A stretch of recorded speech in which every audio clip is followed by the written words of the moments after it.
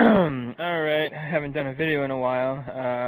My last video, I ripped Jim Sterling's asshole apart. That was fun.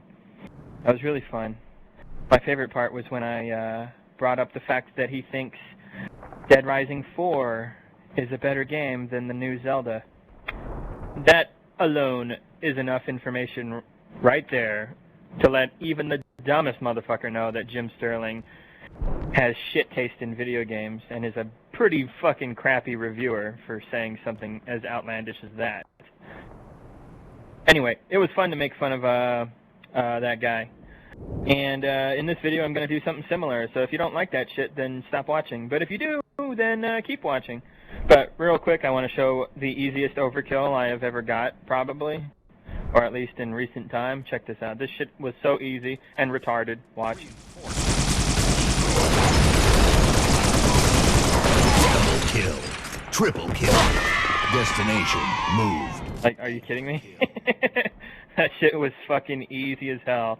And you know, the funny part is, right here, after I get the double kill with the Needler, seriously, how are these idiots letting me kill them with the Needler? If you have evade as an elite, you can just dodge that shit so easily. But they're not. Well, that one isn't. This guy can't evade because he's got the invis class. I shower him with needles. He's dead. And when I jump down, like, fucking landed right behind that dude perfectly. And this guy, he doesn't even know what's going on. Jesus Christ. Fucking ridiculous. Yeah, so anyway, in this video I wanted to bitch and complain about 3 reviewers in particular. I want to bitch about Angry Joe. I want to bitch about Alanah Pierce, and I want to bitch about the dumbest one, Ryan McCaffrey. Okay, so yeah, this is really late, of course, because I'm going to bring up Halo 4. Ryan McCaffrey, let's start with him. He gave Halo 4 a 9.8.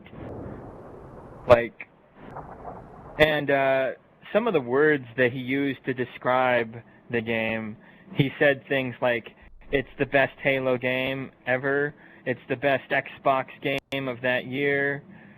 To even say something like that is quite a stretch. Yeah. Halo 4 sucks ass for the most part, dude.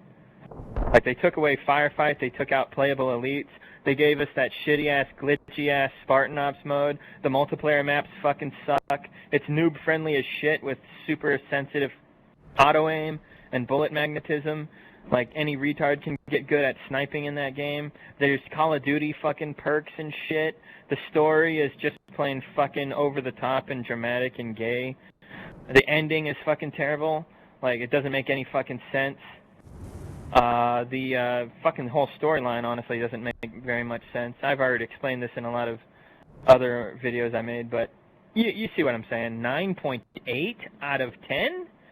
Really, Ryan? Halo 4 was just, like, so fucking amazing to you? Jesus Christ.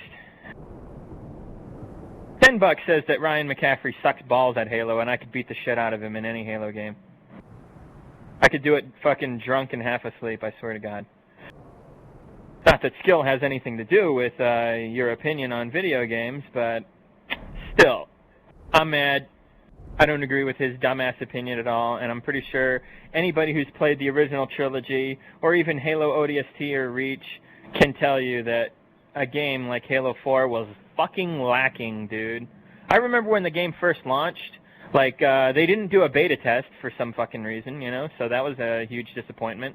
That got me worrying, you know, I was like, wow, they're not doing a fucking beta test? Why the fuck are you guys not doing a fucking beta test? That's just plain fucking stupid. Halo 3 had a beta test. Good thing, too, they fixed a lot of problems. Halo Reach had a beta test. Good thing, too, they fixed a lot of problems. But, yeah, Part 4 did not have a beta test, and when the game first came out, people online in multiplayer were just fucking raping anybody who wasn't using the bolt shot in the DMR. Ridiculous. And the map selection was trash. There was like fucking, what was there, 10 maps? 5 of which were big team battle only. pretty much, and the other 5 were all crap except for that Haven map for the most part. And even Haven is not that great. It ain't no Midship or Ivory Tower or Lockout. So yeah. Anyway, I'm tired of bitching about Halo 4. Halo 4 fucking sucks balls. It's a mediocre shooter at best, and it's a terrible Halo game. Period. That might as well be a fucking fact. All right. You see how many people are playing Halo 4 right now? Hardly any. You see how many people are playing Halo 3 and Reach? Even more than there are playing Halo 4. That right there tells you something. And Halo 3 and Halo Reach, they launched with a good bit of content, and they were pretty successful launches. Halo 4 was successful at launch just because of hype, but a couple weeks later, everybody stops fucking playing it. Like it was like a month or two, and the population dwindled to shit. Like it was like a few 100,000 people playing it when the game first came out. A couple months later, around the time of Black Ops 2 coming out. I think they came out around the same time. But like, yeah, it basically once next year rolled around, Halo 4 was pretty much fucking just as popular as like Reach and Halo 3. And then a year after Halo 4's launch, yeah, you really started to see that people liked Reach more. People liked Halo 3 more. So what the fuck is Ryan talking about? That goddamn moron. So anyway, Ryan McCaffrey, you're a dumb bitch, and it makes total sense why you work at IGN. Because remember, guys, you can't spell ignorant without IGN. So anyway, let's move on now to Angry Joe. Angry Joe here, he did a review for the new Zelda game recently, you know? And just before you guys freak out, I'm not going to attack him about his review for the game. No, I actually agree with his review. He gave it a 9 out of 10, and he said the game's not perfect, but it's really good. And I completely agree, because no game is perfect, but it is really good, so it should get like a high 8 or a fucking 9 for sure. Yeah, of course. Makes perfect sense. That review, that score is logical.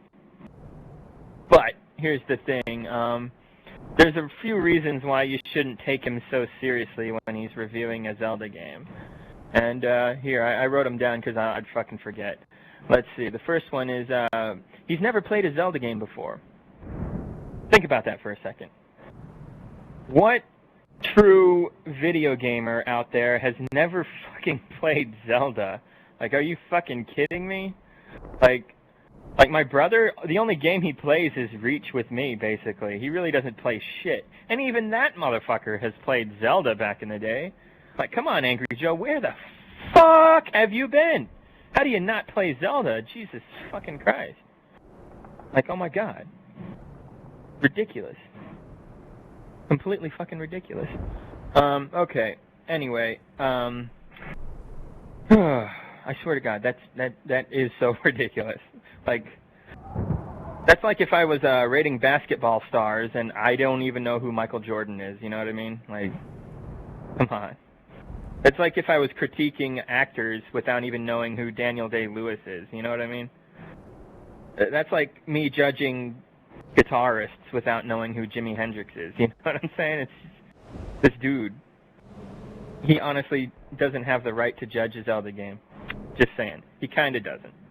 Anyway, let's see, the other thing,